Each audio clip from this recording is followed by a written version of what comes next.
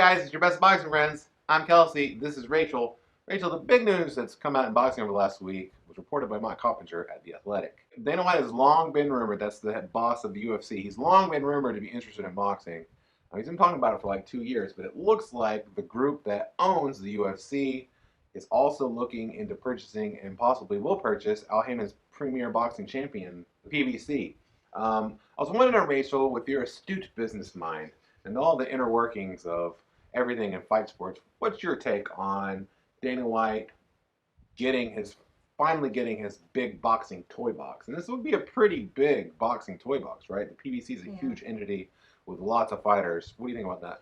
Well, I think it's great for Al Haymon and whoever was involved in building that up, because one of the things that you do with a business is that you build it and sell it. Yeah. That's common out there in the world. You don't have to take a business to your grave. Right. And you actually shouldn't run a business with that in mind. You should run a business with the idea of selling it.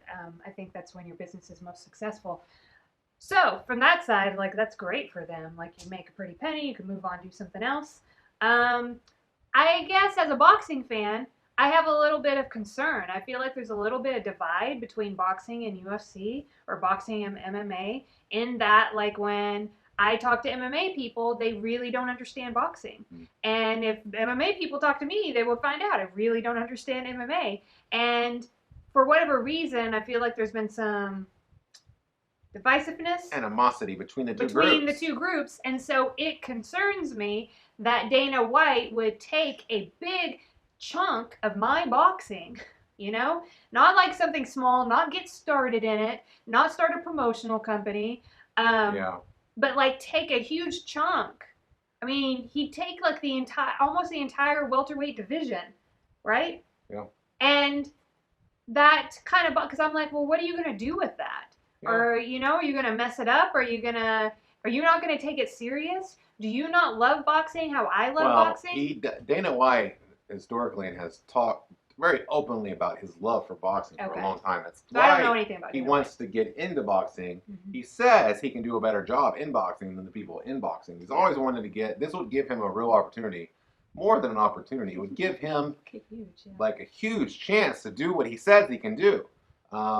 It's easy to be critical of Dana White and UFC, but one thing that they've been really successful at is garnering viewership from a younger demographic than typically, at least the marketing people say, that boxing fans attract. Mm-hmm. Now, I don't know if it's specific because of the sport of boxing, but I think that really it's the marketing, the type of marketing, the things that he does with the UFC attracts a certain kind of audience. And I think that potentially could be very good for PBC and boxing in general.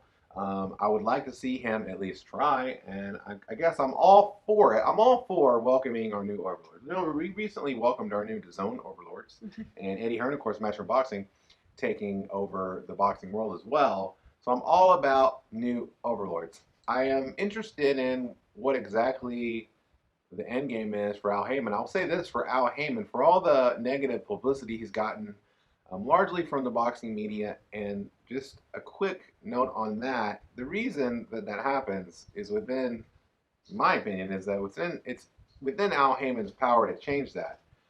When somebody refuses to talk to the media in any sport, then you don't have they control usually the media usually turns on you, is what happens, because they don't like that you're not sharing information with them, that you're not talking to them.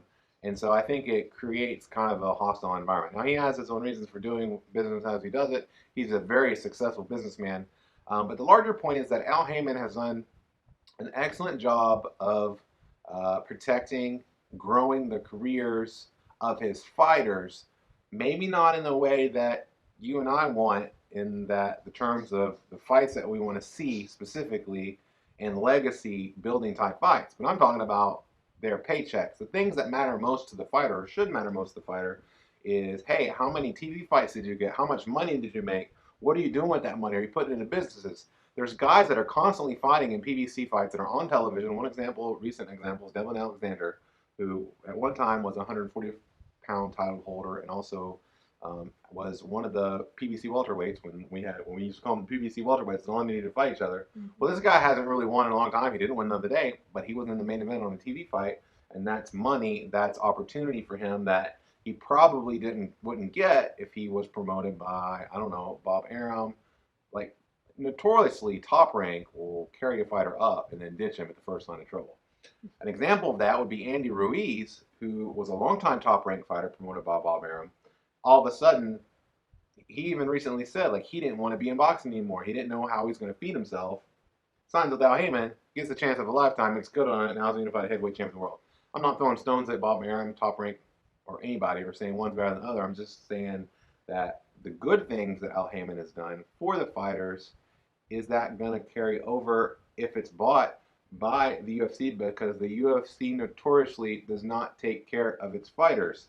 How much money does the UFC generate, and how much of that goes to the fighters is a completely different model than in boxing. Right. That's why fighters like Floyd Mayweather make hundreds of millions of dollars, and big stars over in the UFC do not make that and end up like Chuck Liddell or Tito Ortiz. That the people that the companies built on are poor now. I mean, so I don't know. I'm a little concerned about that. Rachel, do you think that we would finally get Rachel and I have a dream fight scenario, and that's Conor McGregor versus Jermell Charlo. Do you think we would finally get McGregor versus Charlo, or probably Charlo versus McGregor in the fight of the century? Our dream fight scenario? Since I made it up this morning, I was thinking about it. I was like, man, I would love to see Conor McGregor's cocky, brash, whatever attitude in Jermell Charlo's face, because Charlo hates everybody, you know, like, so he already pre-hates McGregor, and I want to see, like, you know, like, are they going to fight a bunch of times before they actually get in the ring? I don't know. Like you get with McGregor versus Mayweather. Mayweather says a lot of stuff, but he's calculated. I feel like Charlo's crazy. You know, he's an animal. You know what I mean? Yeah. So I'd like to see that. Yeah. Yeah. Do you know what else I would like to see? What would you like to see? I'd like to see people like, comment, and subscribe. You know, every time you like, comment, and subscribe to Real Talk with Kelsey and Rachel, you're voting on what kind of person you want to be for the day. Do you want to be a good, happy, joyous, and free person? Then like, comment, and subscribe to Real Talk with Kelsey and Rachel. We appreciate your support. We love you, and thanks so much for hanging out with us today.